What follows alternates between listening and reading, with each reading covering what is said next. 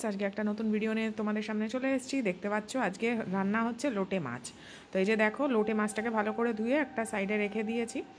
তো তারপরে আলুটাকে ছোট ছোট করে কেটে হলুদ আর নুন দিয়ে একটু ভালো করে ভেজে নিতে হবে।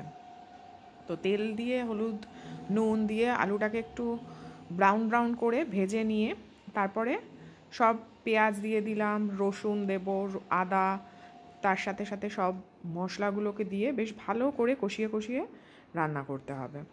দেখো, দেখতেই পাচ্ছ পুরো ব্রাউনিশ হয়ে গেছে। তো এরপর কি করব, এরপর যে সাইডে আমি মাছটাকে সেদ্ধ করে রেখে দিয়েছিলাম, সেই মাছটা এই মশলাটার ভেতরে যে পেঁয়াজ, লঙ্কা, আদা বাটার যে মশলাটা রয়েছে সেটার সাথে আমি মিক্স করে দেবো। দেখো, খুব ভালোভাবে মিক্স করতে হবে।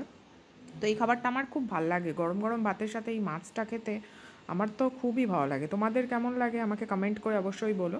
তো দেখো, বেশ ভালোভাবে এটাকে কিন্তু মিক্স করতে হবে।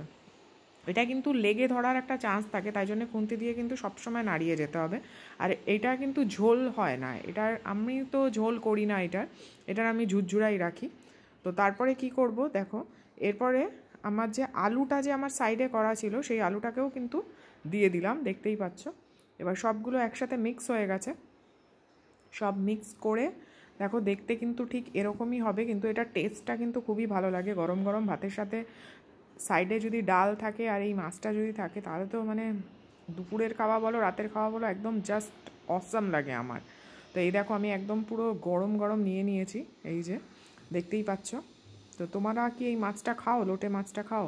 তোমাদের যদি এই মাছটা ভালো লাগে তাহলে আমাকে কমেন্ট করো। আর আমার এই ভিডিওটা যদি ভালো লাগে তাহলে আমার পাশে থেকো, লাইক, কমেন্ট আর আমার চ্যানেলটাকে সাবস্ক্রাইব করে দিও। চলো টাটা, পরের ভিডিওতে দেখা হবে।